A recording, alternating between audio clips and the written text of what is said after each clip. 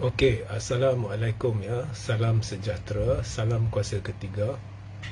Seperti biasa, jika audio saya jelas ya, tolong maklumkan di ruang komen, share ramai-ramai dan juga sertai Telegram saya, Regi Jesse Ritaudin. Baik, saya terbaca satu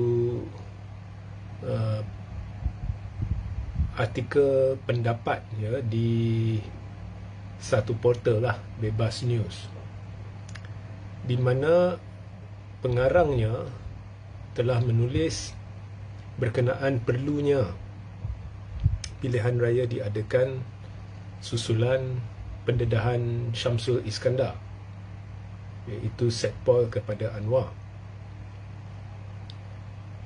So, set poll kepada Anwar sepintas lalu mendedahkan dia dapat panggilan 2 pagi lebih pada hari pada ketika pilihan pengiraan undi berlaku di kawasan Bagan Datuk selepas PRU 15, dan Samsul telah diminta oleh Anwar jangan cabar keputusan kiraan undian di mana Zahid telah menang tipis ya, 300 lebih undi, dan Samsul memberi gambaran ada kepelikan di situ, ada 800 undi rosak, Zahid menang tipis 300 lebih. Kemudian semua kawasan lain di mana jumlah pengundi banyak ya, tidak ada apa-apa kelewatan dalam pengumuman keputusan, tetapi di Bagan Datuk yang hanya ada 60,000 pengundi ada kelewatan keputusan. Jadi Samsul kata dia nak lawan, dia nak buat kiraan semula, tetapi dapat panggilan daripada Anwar jangan buat kiraan semula sebab Zahid dah setuju, dah keluar surat pun untuk tubuh kerajaan bersama PH kerana dapat majoriti 112. So saya dah ulas satu perkara yang ramai terlepas pandang semalam. Jadi anda scroll ke bawah dan tonton yang itu, saya tak nak ulang. Tetapi saya terbaca satu kenyataan, satu penulisan oleh seorang saya kira kolumnis lah dalam Malaysia, Bebas News, yang berkata susulan semua ni Parlimen wajar dibubarkan, pilihan raya diadakan. Now, saya amat bersetuju Parlimen dibubarkan dan pilihan raya diawalkan. Seperti yang telah saya ceritakan semalam, ya, apabila Syamsul tidak meneruskan kiraan undian semula, kiraan semula pengundian ataupun undi di Bagan Datuk, sebab dapat panggilan daripada Anwar yang minta jangan buat kiraan itu.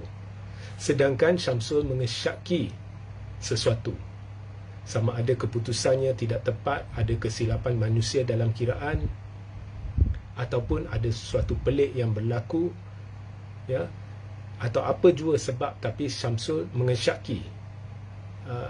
Itu gambaran yang saya dapatlah daripada kenyataan Syamsul.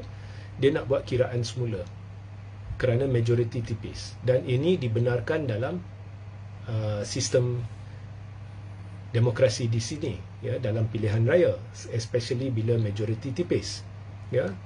So mungkin ada kesilapan ya. So oleh kerana Syamsul mengesyaki mungkin jika berlaku kiraan semula dia mungkin menang ya. Sebab kalau dia tak mengesyaki, kalau buat kiraan semula dia mungkin menang, dia tidak akan fikir nak buat kiraan semula. Okey. So oleh kerana Syamsul mengesyaki bahawa jika dibuat kiraan semula mungkin dia boleh menang, bermakna ada kemungkinan di kawasan Bagan Datuk majoriti pengundi telah memilih Syamsul. Okey, mereka telah memilih Syamsul. Ada kemungkinan di situ, dan ini secara tidak langsung sudah diakui oleh Syamsul. Ya. Tetapi dengan tidak meneruskan hasratnya hanya kerana dapat panggilan daripada seorang individu yang mengatakan kita dah menang, kita boleh bentuk kerajaan, jangan buat kiraan semula. Syamsul telah mengabaikan tanggungjawab dia dan secara tidak langsung mengabaikan terus pengundi di Bagan Datuk, ya, tanggungjawab dia juga kepada pengundi tersebut, khususnya penyokong dia. Dia telah menidakkan proses demokrasi yang subur untuk memastikan keputusan pilihan raya adalah tepat, ya, dan menidakkan hasrat ataupun peluang bagi pengundi atau penyokong dia di kawasan itu untuk memastikan perkara yang sama, iaitu keputusannya betul, ya. Dan bukan hanya dia membelakangkan, mengabaikan tanggungjawab dia kepada pengundi, dia telah mengabaikan tanggungjawab dia kepada sistem atau proses demokrasi yang subur, ya.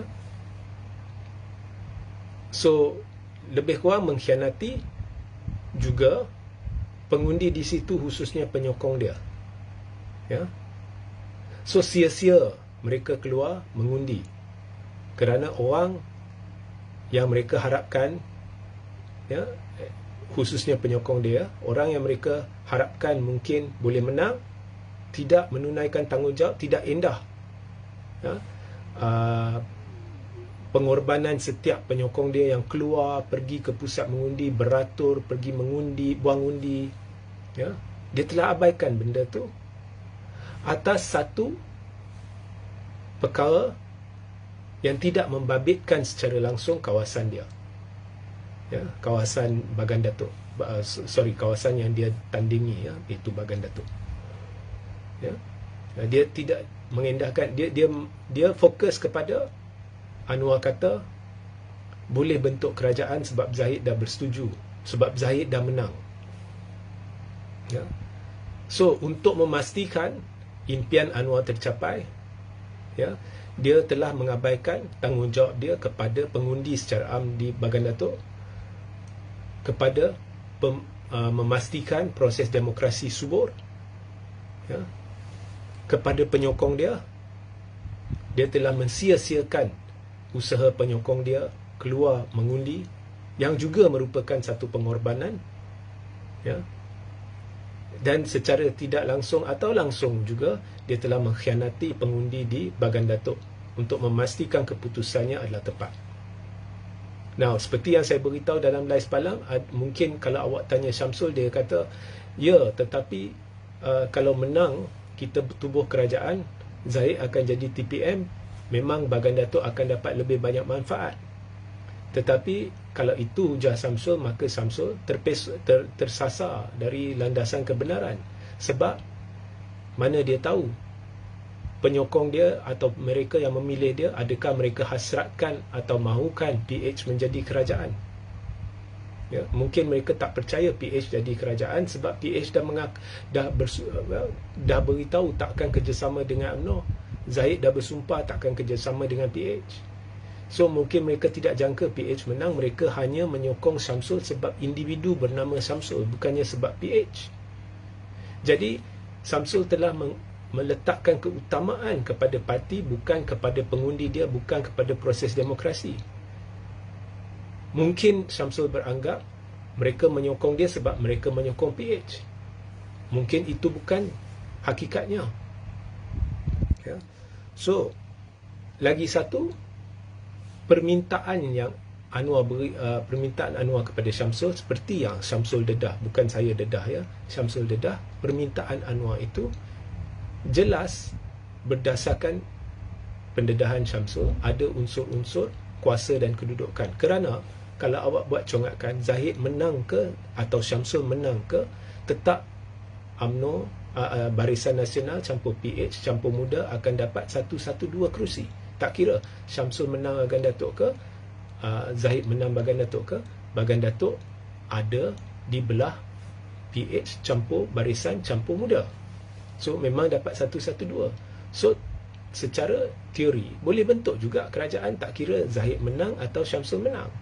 Tetapi berdasarkan pendedahan Syamsul, sekarang gambarannya ialah Anwar halang Syamsul daripada buat kiraan semula Sebab jika Syamsul menang, walaupun dapat 112, kerajaan tidak akan tertubuh. Anwar tidak akan jadi Perdana Menteri. Ini menandakan Zahid ada syarat tersirat. Kalau nak tubuh kerajaan, kalau nak Barisan Nasional setuju untuk Anwar jadi Perdana Menteri, setuju untuk bentuk kerajaan bersama, Zahid mesti menang dan Zahid mesti dapat jawatan. Dan jawatan yang Zahid akhirnya dapat ialah TPM. Ya. So maknanya Zahid, pembentukan kerajaan ni ada syarat. Zahid yang kontrol. Itu adalah implikasinya daripada pendedahan Syamsul. So maknanya proses demokrasi tercemar disebabkan Syamsul, disebabkan Anwar, disebabkan Zahid. There is democratic interference oleh pihak Syamsul dan Anwar.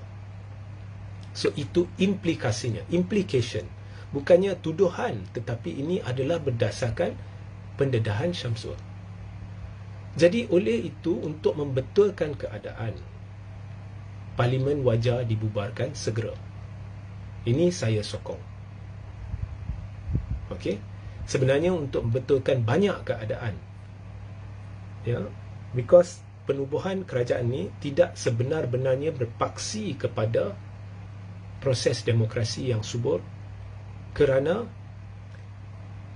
ahli-ahli Parlimen Barisan Nasional ya, telah ditidakkan hak berperlembagaan mereka, dan ini salah di sisi undang-undang, menerusi satu perjanjian oleh Zahid yang cuba mengatasi perlembagaan persekutuan yang sebenarnya tidak sah.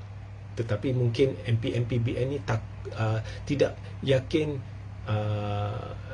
takut ke apa ke, atau masa depan mereka mungkin tergugat ke apa, jadi mereka tidak mencabarnya di mahkamah. Ya, so kita boleh lihat berdasarkan pendedahan Syamsul, satu persetujuan telah ada antara Zahid dengan Anwar sebelum PRU 15, dan ini ada juga pendedahan lain dan sebagainya yang telah lebih kurang mengesahkannya sebelum ini, ya. Dan ini tidak diberitahu kepada pengundi, malah pengundi PH dan pengundi barisan telah ditipu hidup-hidup bahawa tidak ada persetujuan. Tetapi nampaknya ada persetujuan, dan bukan hanya persetujuan, ia bersifat satu syarat tersirat oleh Zahid supaya dia dapat mungkin jawatan kedudukan TPM ke, ya. So dia mesti menang di Bagan Datuk baru kerajaan boleh tertubuh, baru Anwar boleh jadi Perdana Menteri. Jadi ada faktor-faktor, dan sampai Anwar memanggil Syamsul. Bukan saya yang kata, Syamsul yang kata. Jadi ada interference dalam proses demokrasi di situ juga. So rakyat ditipu hidup-hidup, ya. So oleh kerana sekarang semuanya sudah terbongkar, biarlah rakyat keluar mengundi dalam keadaan mereka sudah tahu apa sebenarnya berlaku. So sekali lagi, Parlimen wajar dibubarkan. Pendapat saya, apabila ketua negara, Raja-Raja Melayu mendengar pendedahan Syamsul dan sebagainya, perlu ada kesedaran bahawa sudah tiba masanya rakyat diberi semula peluang untuk mengundi, kerana terlalu banyak perkara-perkara yang menyebabkan yang menandakan apa yang berlaku sekarang, penubuhan kerajaan, keputusan PRU 15 dan banyak perkara lagi tidak berpaksi kepada demokrasi yang subur, atau demokrasi dalam erti kata sebenar-benarnya. Okey. So ini pendapat saya lah. Tetapi Perikatan Nasional perlu faham satu perkara. Jika Parlimen dibubarkan, contohnya tiba-tiba Anwar setuju, atau yang di Pertuan Agong tiba-tiba memutuskan, ya, I think there is some merit here, okay, so kita bubar Parlimen, kita buat PRU 16. Saya jangkakan PH dengan Barisan Nasional, jika teruskan kerjasama, Barisan Nasional akan menunjukkan peningkatan sedikit. Begitu juga PH, jika formula yang digunakan pakai di mahkota berjaya dipakai di kerusi-kerusi target oleh kedua-dua pihak, kerana dengan kempen jentera perpaduan bersama, khususnya DAP dan MCA, ianya boleh mengujar pengundi Cina Pakatan Harapan untuk menyokong calon UMNO, dan begitu juga untuk menyokong calon MCA, dan begitu juga sedikit sebanyak, walaupun sokongan Melayu terhadap UMNO sedikit, tetapi dengan formula yang sama, mungkin Melayu ini akan sokong calon DAP. Tetapi saya tak pasti Melayu akan sokong calon DAP ke tidak, tetapi seperti mana yang kita lihat di mahkota, Barisan Nasional mungkin menunjukkan peningkatan. Kalau PRU tahun depan, peningkatannya mungkin lebih. Kalau PRU tahun ni, mungkin barisan naik 7 hingga 10 kerusi. Mungkin PH naik 1-2 kerusi. So, PH campur BN akan bertambah kukuh. Dan perikatan tetap tidak akan bentuk kerajaan. Okey, so itu saya percaya adalah realitinya. Jadi perikatan perlu faham benda ni. Maknanya Anwar akan kembali sebagai PM, dan jika keputusan menunjukkan PH campur BN menunjukkan peningkatan campur Sabah dan Sarawak, kerajaan lebih stabil, saya sendiri akan setuju Anwar kembali sebagai PM. So, ini hakikatnya. Namun, ini tidak menghalang saya daripada terus berpaksi kepada kebenaran, dan kebenarannya ialah langkah yang sewajarnya yang harus diambil oleh Anwar ialah menghadap Yang di-Pertuan Agong untuk mengusulkan pembubaran Parlimen. Dan mengapa saya berkata demikian? Kerana saya dapati dalam banyak aspek proses demokrasi subur telah tercemar di negara ini. Ya. So, jika ada soalan boleh bertanya.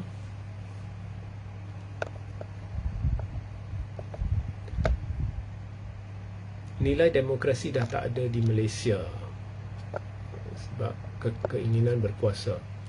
Ya, so my point is, pendedahan Syamsul menunjukkan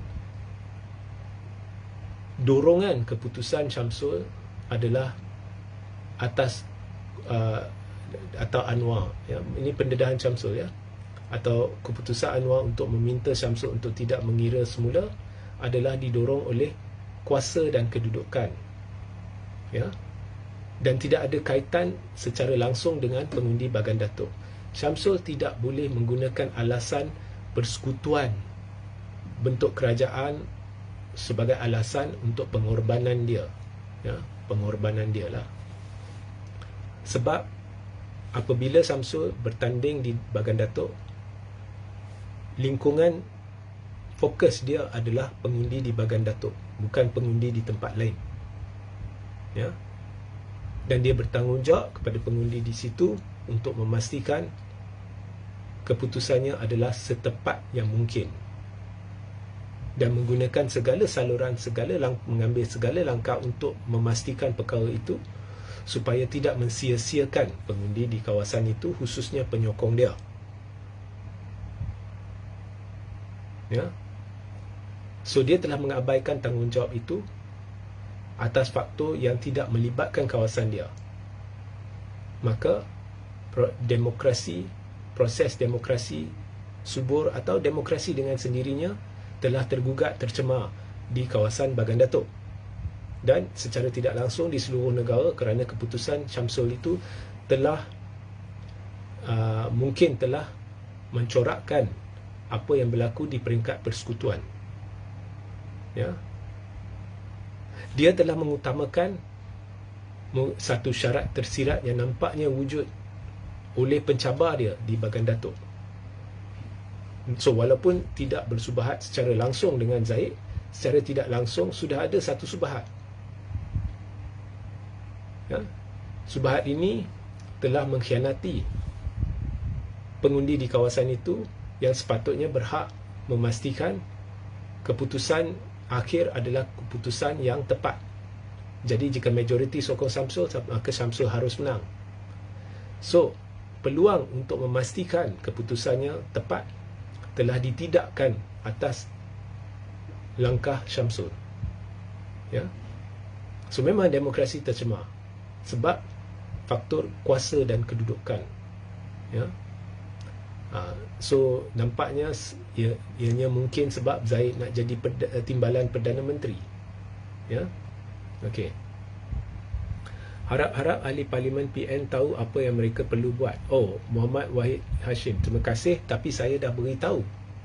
Saya teramat yakin jika PRU diadakan sekarang, dan wajar diadakan, ya.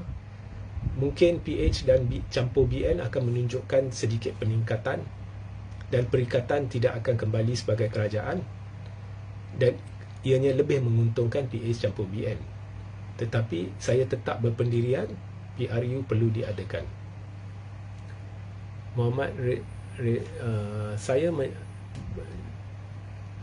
menyokong apa tu? Parlimen dibubarkan demi kesuburan demokrasi. Ya, demi kesuburan demokrasi, ya. Tetapi kena fahamlah, kedudukan Anwar mungkin akan bertambah kukuh. Betul, banyak sangat benda yang tak betul kalau Setpol tak dedah sampai ke sudah orang tak tahu. Well, yeah, tetapi that is not the point. The point is, okay, fine. Tetapi apa jua lah, fokus kita dari sudut menegakkan kebenaran adalah untuk menyokong perkara yang betul. Walaupun saya yakin perikatan tidak akan, ya, atau saya yakin PH dengan BN akan bertambah kuat, sekalipun saya menyokong pembubaran parlimen. Itu sebenar-benarnya harus menjadi cara kita mendekati satu-satu isu. Ya, kita perlu ketepikan, ya, prejudis kita. Mungkin anda penyokong perikatan. Oh ya, betul ke Regi kata perikatan tidak akan jadi kerajaan, Anwar akan jadi lebih kuat, jadi jangan bubar parlimen. No, tak boleh. Sebab kita perlu berpegang kepada prinsip-prinsip rukun negara, keluhuran perlembagaan, dan secara tidak langsung ini merangkumi juga memastikan, ya, sistem demokrasi terpelihara, ya. Jadi orang yang kita sekarang lihat telah menyebabkan demokrasi negara diporak-perandakan atau dipelekeh atau whatever word you want to use, ya, telah dikhianati ke apa ke, ya. Tapi orang itu juga menerusi formula pembetulan yang saya cadangkan, iaitu pembubaran parlimen. Orang itu akan bertambah berkuasa. Okey, tetapi biarlah kali ini tidak berlakulah insiden-insiden yang mana orang ditipu, rakyat ditipu. So sekarang rakyat dah tahu semua, kan. Sekarang patut mereka diberi peluang untuk keluar semula, buang undi, ya. Dalam keadaan mereka dah tahu, dalam keadaan kerajaan tidak boleh janji sewenang-wenangnya kerana mereka sudah rasai bau dalam setahun, hampir 2 tahun lebih, ya, semua janji tidak dituruti. So dalam keadaan itu, biar mereka keluar mengundi. Okey. Azhar Daud, berdasarkan penerangan, sewajarnya parlimen dibubarkan untuk membetulkan demokrasi. Ya, betul. Ini sebenarnya bukan idea yang saya ungkitkan, ya. Ini adalah idea yang diungkitkan menerusi satu penulisan di Bebas News. Dan saya ada dengar sana sini. Sebenarnya di luar juga, di luar maksudnya keluar pergi makan di nasi kandar, bila jumpa orang tua-tua, ramai kadang-kadang jumpa saya tak kenali, strangers sekarang, saya setuju ke saya tak setuju dengan anda ke, ini hampir hari-hari saya ni kan, saya alami, hadapi. Tetapi kalau saya nilai perbualan di luar sana, dan saya rasa anda pun mungkin ada yang dah dengar, orang tengah berbincang patut buat pilihan raya semula, ya. So kalau dalam 1-2 hari selepas pendedahan Syamsul, dalam keadaan terhad, saya bergerak, ya, sana sini, dan dalam keadaan saya jumpa jumlah orang yang sedikit terhad sahaja, dan sudah dengar beberapa kali dibincangkan bubar parlimen di kalangan orang-orang tua ataupun, ya, 50 ke atas ke 40 ke atas pun ada. So that means saya boleh anggarkan atau saya jangkakan ramai sebenarnya tengah berfikir perkara ni. Sebab itu saya mengambil kesempatan juga untuk memberi amaran kepada Perikatan Nasional apa yang saya jangka akan berlaku, iaitu PH dengan barisan akan menunjukkan sedikit peningkatan dengan syarat apa yang dilakukan di mahkota boleh diulangi dalam kerusi-kerusi target tertentu.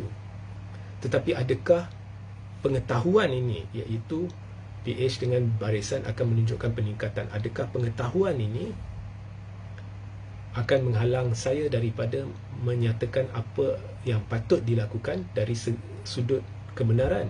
Tidak. Apa yang patut dilakukan ialah bubar parlimen. Now, saya lupa, ya, mungkin ada orang boleh katakan, Regi, betul apa Regi cakap, ramai tidak terfikir bahawa pendedahan Syamsul secara tidak langsung mendedahkan juga bahawa Zahid ada janji tersirat. Dia perlu menang Bagan Datuk untuk memastikan kerjasama PH dengan barisan menjadi realiti. Kalau Zahid tak menang, maka Zahid tidak akan setuju kerjasama dengan PH. Tapi kalau PRU diadakan sekarang, mungkin Zahid akan kalah sebab dulu Zahid menang tipis. Betul. Tetapi jangan lupa oleh kerana tembok pemisah antara pengundi tradisi UMNO dan PH telah dipecahkan menerusi kempen bersama MCA dan DAP, dan Zahid telah menang majoriti tipis.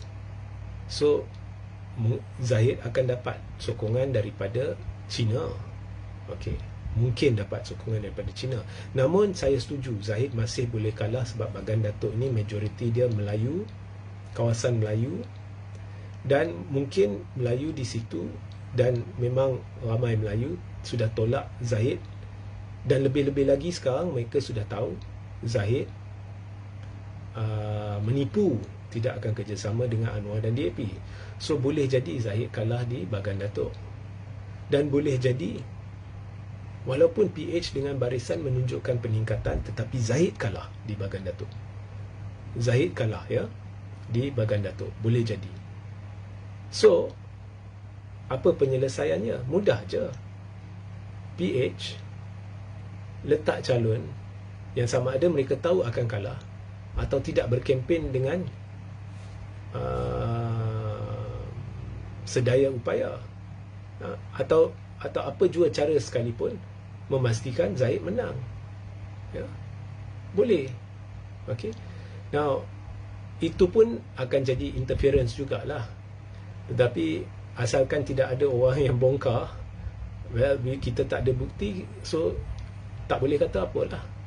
Melainkan selepas PRU 16, mungkin PH untuk memastikan Zahid menang, mungkin letak satu calon yang memang tahu akan kalah. Kemudian lepas PRU 16, setahun lepas itu Syamsul dedah lagi. Oh, sebenarnya kita letak satu calon yang tahu akan kalah, and all that. Itu lain, cerita lain lah. Kita bincang jika berlaku lah, ya. So saya jangkakan Zahid akan menang Bagan Datuk, PH dengan barisan akan menunjukkan peningkatan sedikit, dan Anwar akan jadi lebih kuat jika PRU diadakan. Namun PRU tetap perlu diadakan atau wajar diadakan susulan pendedahan Syamsul. Okey. You have to be truthful to yourself. Awak perlu bersikap benar kepada diri sendiri. Apa yang patut dilakukan, patut dilakukan. Nak tanyalah, kalau cara macam ni, adakah pendapatan diterima berkat atau tak? Sebab apa yang betul? Ya. Alah, sembang je lebih. Dalam parlimen pun tak boleh buat apa. Mahkamah pun tak ada kuasa buat apa. Mahkamah tak ada kuasa itu, benda ni tak benar, ya. Tak benar. Saya tahu anda frust, tapi nak katakan mahkamah tak ada kuasa ni tak benar, ya. Okey. Nampak sangat dua ekor penipu cikgu dah. Okey. Okey. Berhati-hatilah kita nak kata dalam hal ini, ya, penipu dan sebagainya. Sebab bila saya bercerita berkenaan pendedahan Syamsul, saya selalu beritahu, andai kata ianya benar, kita tak pasti. Mana tahu Syamsul sendiri memberitahu perkara yang tidak benar atau tidak tepat. Mungkin cuma peliklah kalau apa yang dikatakan Syamsul tidak tepat. Setakat hari ini Anwar senyap, ya, sampai pemimpin-pemimpin UMNO pun merungut berkenaan Syamsul. Ada yang bertanya mengapa Anwar senyap, seperti Puan Zarkashi pun dah tanya, ya, dan dia ahli MKT, ya. Tetapi apa jua, seyakin mana anda sekalipun, ya, awak perlu faham bahawa ini adalah dakwaan oleh Syamsul, bukannya satu pendapat yang kita boleh terus terima sebagai fakta. Ini awak perlu terima, ya. Okey. So kita hanya bersandar kepada kenyataan Syamsul. Kita tak boleh kata inilah kebenarannya, itu yang berlaku, ya. Alright. So you have to pay attention to that, ya. So saya rasa tak ada banyak soalan lagi lah, ya. So kita akhiri live ini. So sehingga, ya, kita berjumpa di lain masa, ya. Belanjawan, ya. Belanjawan, saya dah buat ulasan pertama, agak positif, memuaskan. Saya tak kata belanjawan baik, saya tak kata buruk, dia tengah-tengah. So ada positif negatif dia, tetapi secara am memuaskan, tidak seteruk belanjawan 2024. Lebih terperinci, saya kena perincikan lagi banyak, dan mungkin hari ini ada ulasan kedua, atau mungkin esok ada ulasan kedua, ya. Okey. So sebab ramai tanya, ya. Okey. So sehingga kita berjumpa di lain masa. Assalamualaikum, salam sejahtera, salam kuasa ketiga.